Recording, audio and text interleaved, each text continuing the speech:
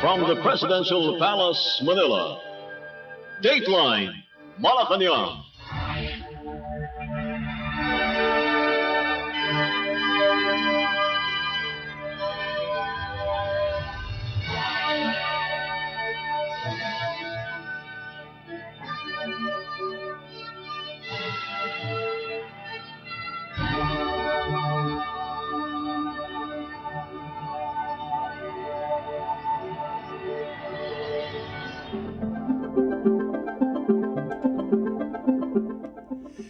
Good day.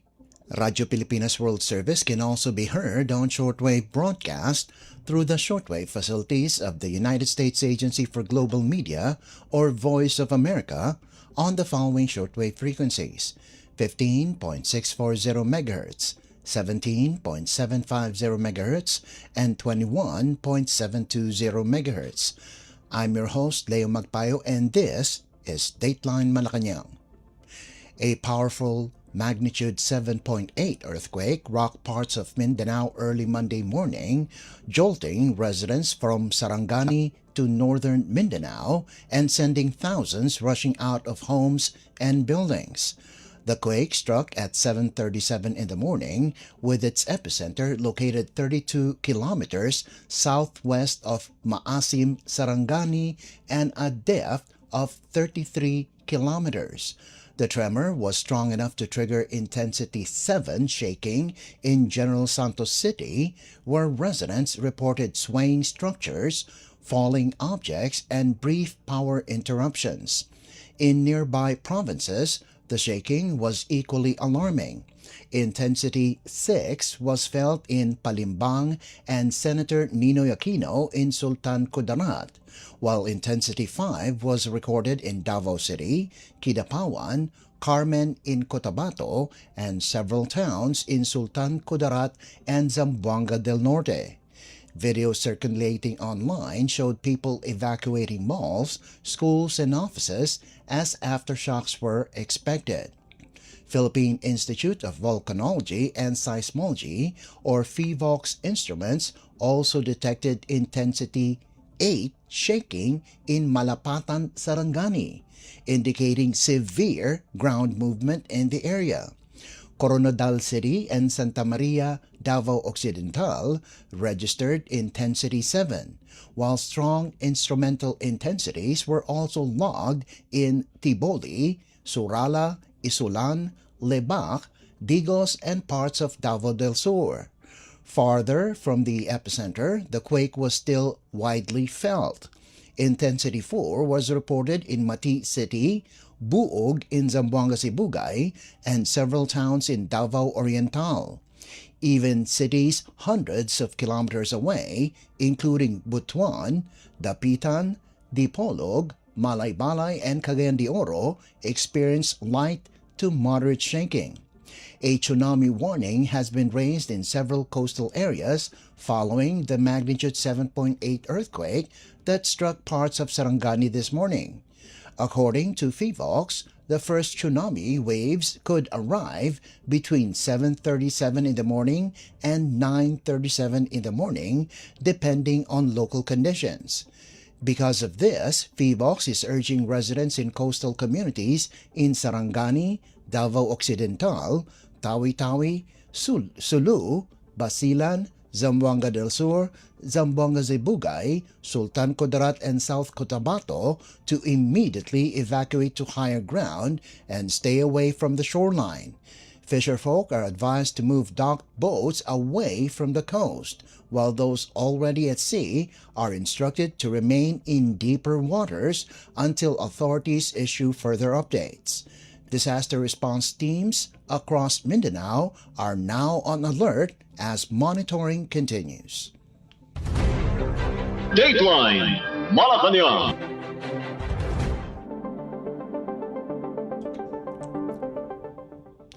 Moving on, Philippine President Ferdinand R. Marcos Jr. is paying tribute to overseas Filipino workers, or OFWs, as the nation marks the 31st Migrant Workers' Day, reaffirming his administration's commitment to protect their rights and welfare. In a video message released by the Department of Migrant Workers, or DMW, the President honored the sacrifices, resilience, and global contributions of OFWs, calling them indispensable partners in nation building. President Marcos acknowledged the emotional and personal hardships migrant workers endure, long separations from loved ones, missed milestones, and the daily challenges of working in unfamiliar environments. Yet, he said, their determination continues to secure brighter futures for their families and strengthen the country's economy. He emphasized that OFWs embody the values of hard work, compassion, and resilience, earning the deep gratitude of the Filipino people. The chief executive also reaffirmed the government's commitment to safeguard their welfare, expand support services, and ensure protection throughout their deployment abroad. President Marcos Jr. assured OFWs that the government is working to guarantee access to assistance when needed, adequate protection overseas, and clear opportunities for reintegration and livelihood once they return home. He said the DMW and its partner agencies will continue strengthening programs that directly address the needs of Filipino migrant workers. The President thanked OFWs for their vital contributions to national growth and for supporting millions of Filipino families. He said Migrant Workers' Day serves as a reminder that every OFW story is one of courage, hope, and nation building. He closed with a call for a bagong Pilipinas where every Filipino worker, wherever they are in the world, is protected, empowered, and treated with dignity. The Philippines celebrates Migrant Workers' Day every June 7th, honoring the sacrifices and contributions of millions of OFWs who continue to play a central role in the country's economic and social development.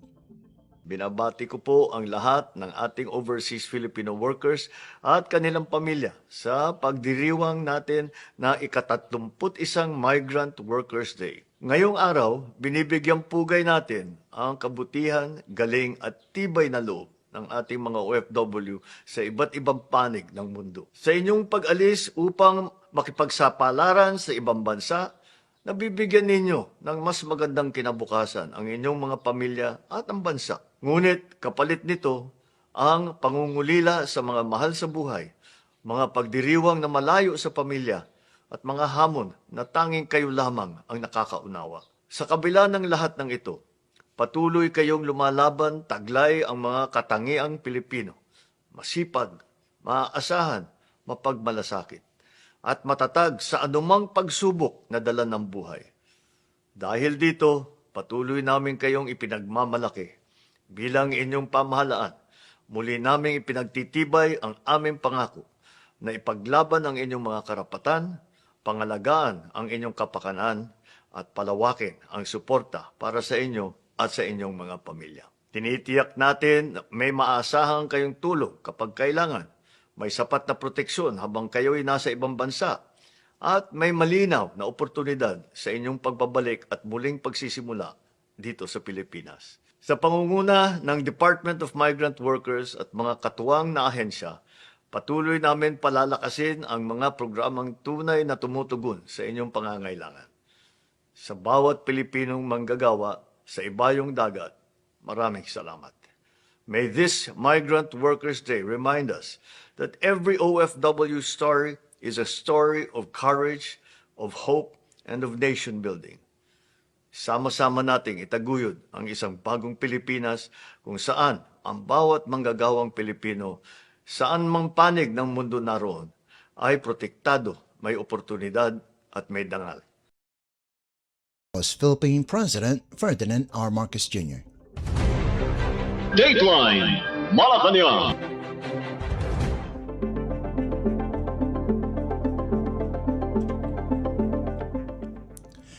Philippine President Ferdinand R. Marcos Jr. is assuring the public that his administration's initiatives to strengthen the country's education sector will continue in full force. The president said the government has allocated 1.3 trillion pesos to support programs aimed at improving the welfare and learning outcomes of Filipino students. According to President Marcos, the massive funding will allow the government to hire more public school teachers and reinforce learning recovery efforts in reading, mathematics, and science. The chief executive added that the trillion peso allocation will also expand school-based feeding programs and support the construction of more classrooms nationwide, helping ensure that students have access to safe and conducive learning environments. Beyond intelligence or eloquence, it is character. And if character is a true measure of a lawyer, then it cannot be left to chance. It must be formed, nurtured, and demanded of those who serve. This administration recognizes that the strength of our justice system depends greatly on the quality of those who will serve within it. And that is why we continue to improve the field by investing in education and institutional reform. This year, we have allotted over 1.3 trillion pesos for the advancement of education, affirming our belief that the progress of our nation begins with the empowerment of its people. That was Philippine President Ferdinand R. Marcos Jr. Dateline Malacañang.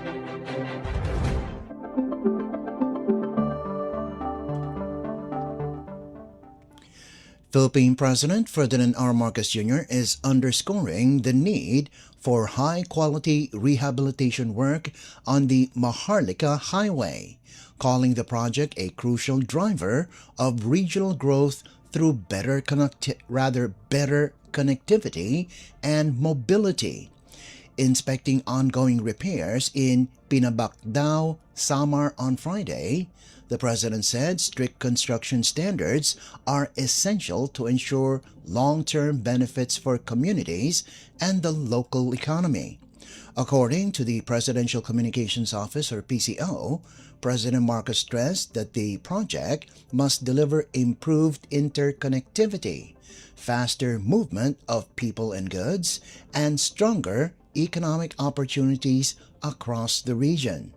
The chief executive was joined during the inspection by Public Works and Highways Secretary Vince Dizon as they checked the progress of the massive rehabilitation effort.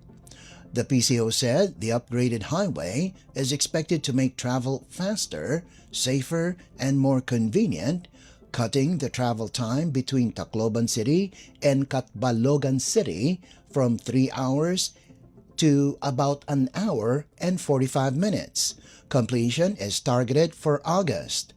Beyond travel efficiency, the project is also expected to lower transport costs, improve logistics for farmers and small businesses, and enhance access to education, healthcare, and other essential services. It will likewise strengthen disaster response by enabling quicker and more reliable deployment of relief operations. The Maharlika Highway, the country's longest road network, is undergoing a 16 billion peso rehabilitation, covering damaged road and bridge sections along the north-south transport corridor, aimed at boosting regional connectivity and supporting economic growth in Samar and nearby provinces. Dateline Malacañang.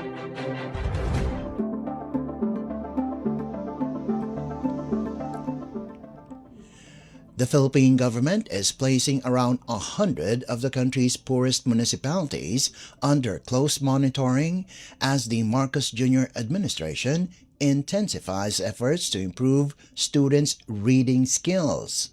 According to Palace Press Officer Undersecretary Claire Castro, the initiative falls under the Bawat Bata Makababasa program, which aims to ensure that every child can read at the appropriate grade level.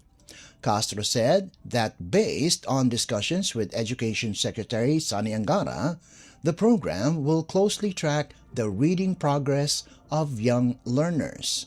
Assessments will begin at the opening of classes, followed by mid-year evaluations and year-end checks to measure improvement.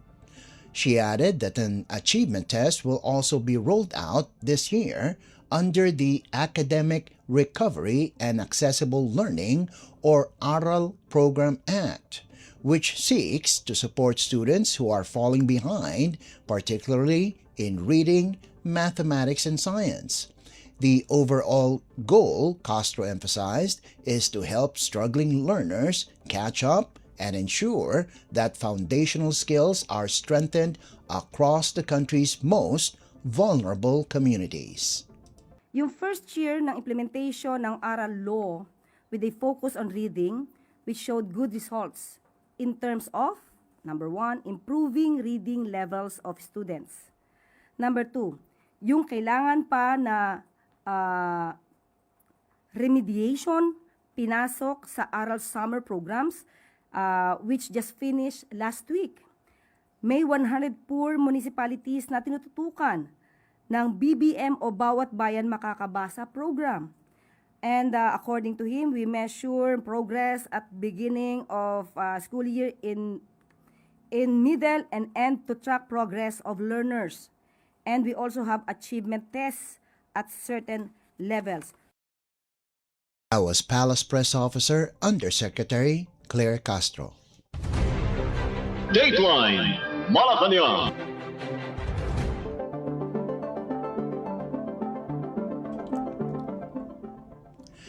Malacañang is urging law enforcement agencies to move swiftly on reports of an alleged plan to storm the palace grounds on June 12th, a supposed component of a broader pro-Duterte destabilization effort targeting President Ferdinand R. Marcos Jr.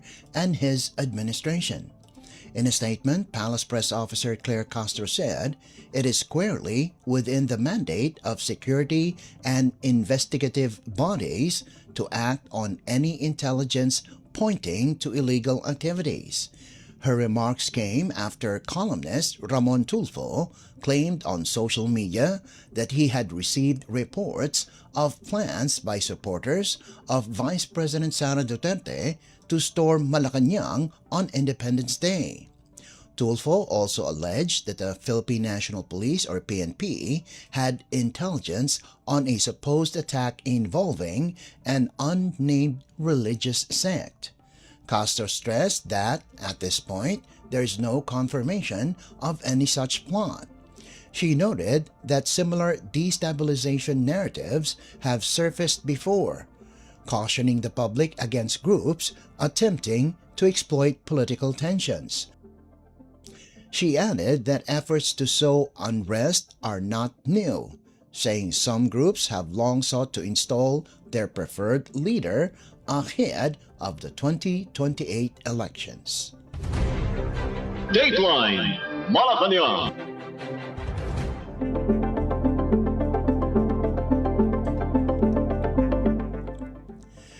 Malacañang is hailing the slowdown of inflation to 6.8% in May, calling it a welcome relief for Filipino families as household budgets continue to face pressure from high prices.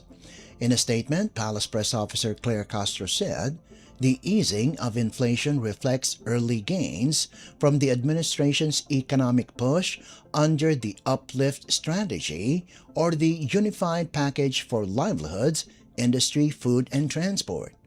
But she emphasized that the work is far from over. Sustained efforts, she noted, are needed to keep inflation on a downward path and ensure continued relief for consumers. Castro said, the government remains vigilant amid persistent global risks, including potential spikes in world oil prices and the ongoing impact of El Nino on food supply. She added that the administration will continue rolling out measures to keep basic goods affordable, protect household budgets, and support job creation. According to the Philippine Statistics Authority, inflation eased from 7.2% in April to 6.8% in May, bringing the year-to-date average to 4.5%. Dateline Malacañang.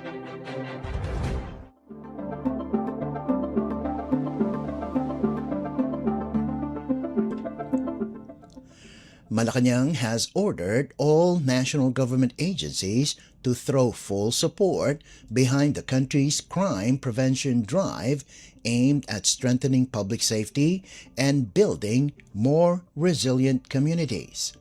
Under Memorandum Circular or MC number 120, signed by Executive Secretary Ralph Recto on May 21st and released Saturday, national agencies and instrumentalities and local government units or LGUs are directed to assist the National Police Commission or NAPOLCOM in rolling out the 2026 National Crime Prevention Program or NCPP.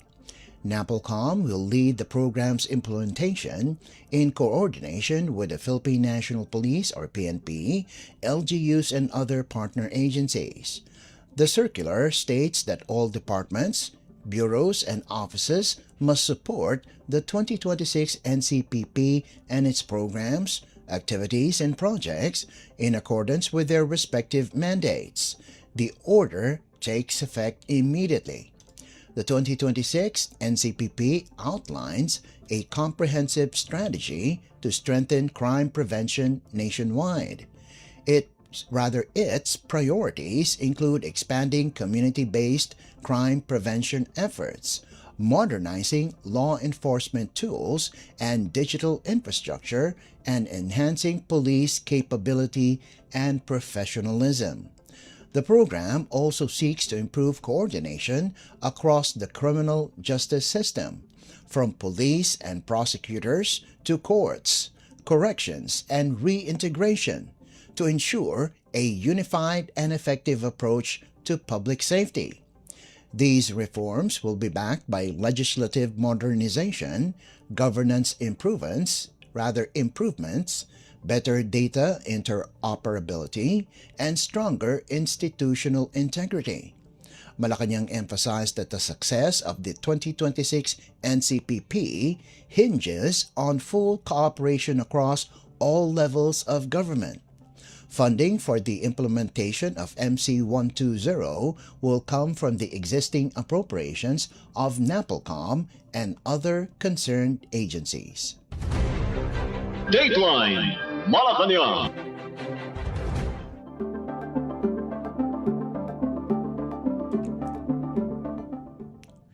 First Lady Liza Araneta Marcos is reaffirming the Philippines' commitment to welcoming international students, particularly those who have placed their trust in the country's education system.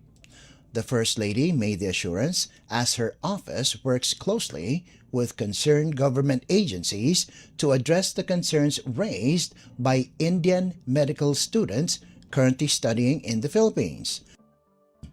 According to the First Lady, some of the issues brought to her attention involve the need to speed up visa processing, a matter she said has already been discussed with the students and relevant agencies. She added that the government must also focus on removing unnecessary burdens faced by foreign learners and strengthening coordination between schools and government offices to ensure smoother processes. Mrs. Marcos emphasized that if the Philippines aims to position itself as a true educational hub, the system must be efficient, student-friendly, and supportive of international learners seeking quality education in the country. Dateline Malacañang.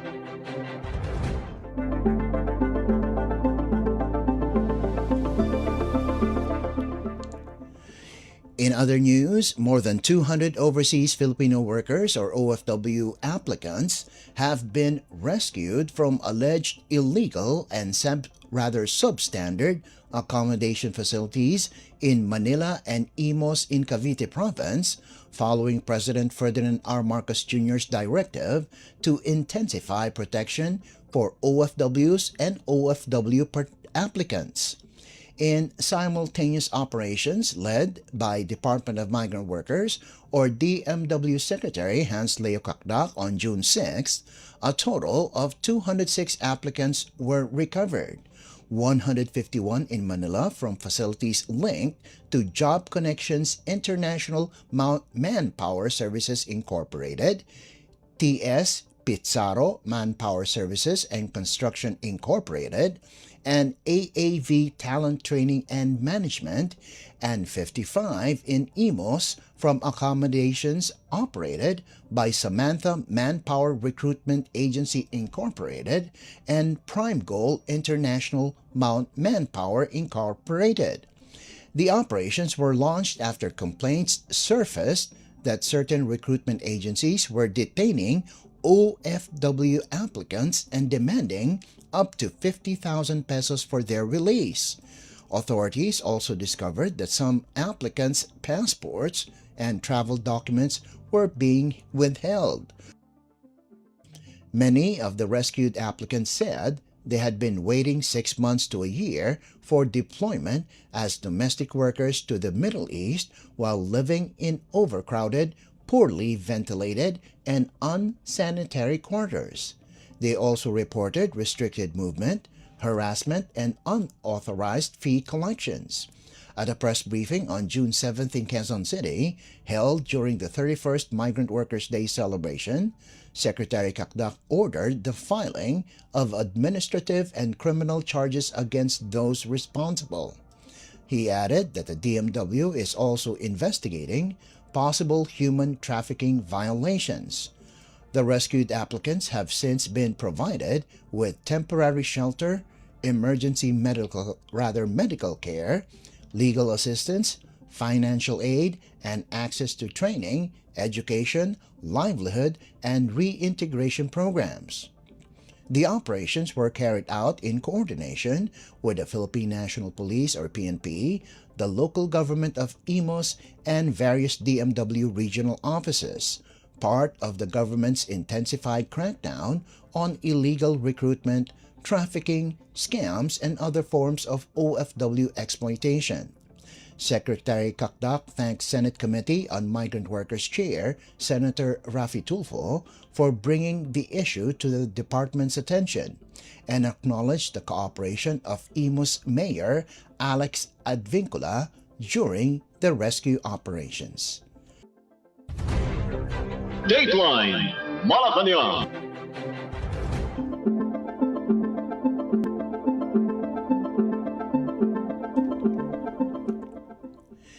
In other developments, the United States has canceled the diplomatic and tourist visas of former House Speaker and Leyte 1st District Representative Martin Romualdez. Philippine Ambassador to Washington Jose Manuel Romualdez confirmed Friday. In a brief text message, the ambassador, who is also the lawmaker's cousin, said only that the cancellation is confirmed, adding that he has no further details at this time. The U.S. Embassy in Manila likewise declined to elaborate, citing strict confidentiality rules governing visa records. In a statement, the embassy said the U.S. Department of State does not comment on individual visa cases or specific actions taken. The development comes just days after the Sandigan Bayan denied Romualdez's motion to lift the precautionary hold departure order issued against him. The order is tied to an ongoing investigation into his alleged involvement in the massive flood control scandal, a controversy that has triggered multiple probes and heightened political scrutiny. Sources familiar with the matter say the visa cancellation adds another layer of complication to the embattled lawmakers' situation, though U.S. authorities have not disclosed whether the move is connected to the ongoing legal proceedings in the Philippines. For now, both governments remain tight-lipped, and the full implications of the U.S. decision, diplomatic, political, or legal, remain unclear as the investigation continues. Dateline Malacañang.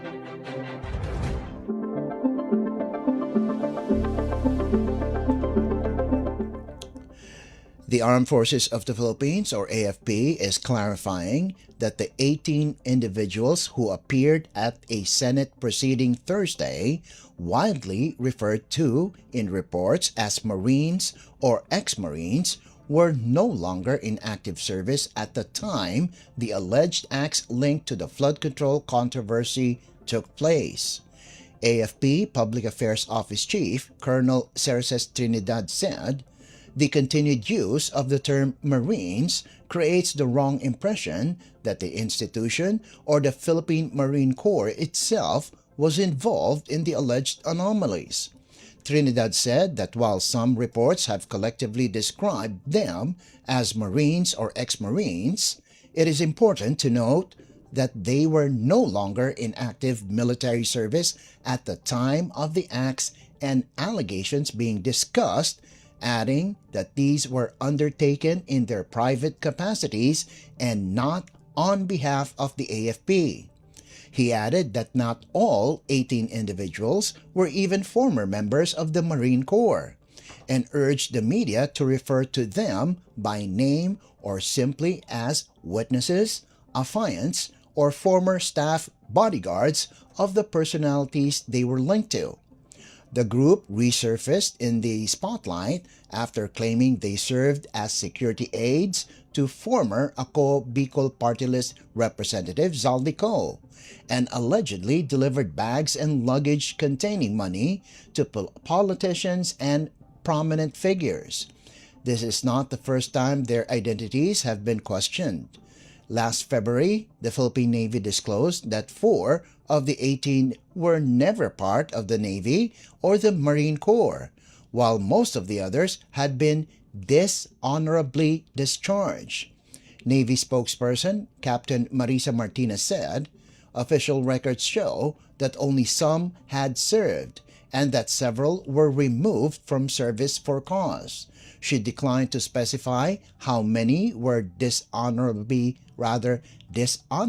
discharged, citing respect for their families. Martinez also reminded the public to be discerning and to verify information carefully, noting the rise of misinformation, disinformation, and malinformation surrounding high-profile investigations. Dateline Malacañang.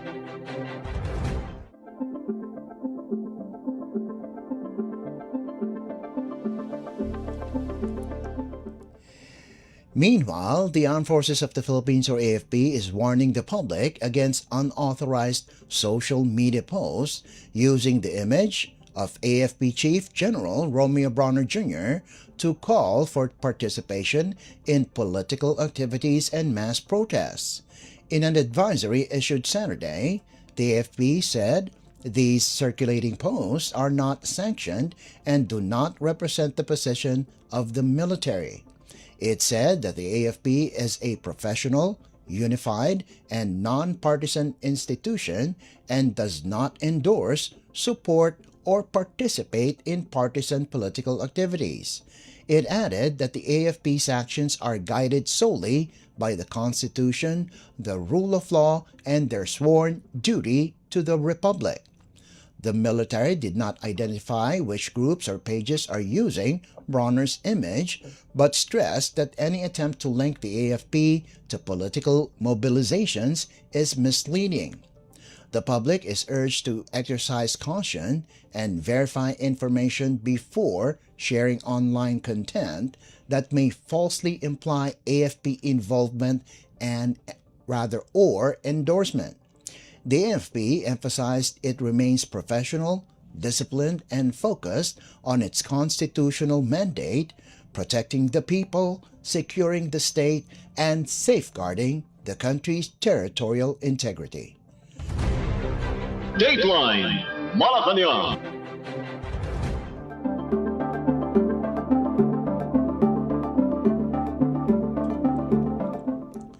And finally, Philippine National Police or PNP Chief General Jose Melencio Nartates Jr. is reminding all police personnel, including officers who create content online, to stay politically neutral and focused on public safety as political tensions continue to rise nationwide. In a weekend statement, Nartates stressed that politics has no place in police work. The PNP chief issued the reminder following directives from President Ferdinand R. Marcos Jr. and Interior Secretary John Vic Remulla, urging the police force to maintain professionalism and avoid engaging in partisan discussions, especially on social media. Nartates noted that heated political exchanges among lawmakers and online commentators have placed the PNP under heightened scrutiny, making discipline and restraint even more critical. While acknowledging that individuals may hold personal beliefs, he emphasized that police officers cannot publicly express political opinions, as doing so risks dragging the entire organization into partisan conflict. Nartates also appealed to the public to be vigilant and responsible when consuming and sharing online content, especially during a period marked by intense political debate. The Cybercrime Investigation and Coordinating Center earlier warned against the spread of misinformation, disinformation, and unverified claims that could mislead the public or inflame tensions. The PNP chief reiterated that the organization remains professional, neutral, and committed to its core mission, protecting communities, upholding the law, and maintaining peace and order across the country.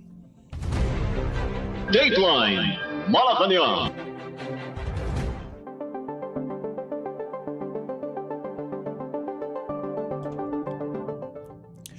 Before we conclude our program, Radyo Pilipinas World Service of the Presidential Broadcast Service can be heard over the following shortwave frequencies: 15.640 MHz, 17.750 MHz, and 21.720 MHz. Radyo Pilipinas World Service is also live on audio streaming. Just download eVox PBS Receiver on your Google Play Store or the App Store from your Apple phone. You can also visit our Facebook page and YouTube channel. Just type in and search for Radyo Pilipinas World Service. Kindly subscribe, like, and share our posts as well. And that concludes this edition of Dateline Malacañang. For Radyo Pilipinas World Service, this is Leo Magpayo. Good day and stay safe. From the Presidential Palace, Manila, Dateline Malacañang.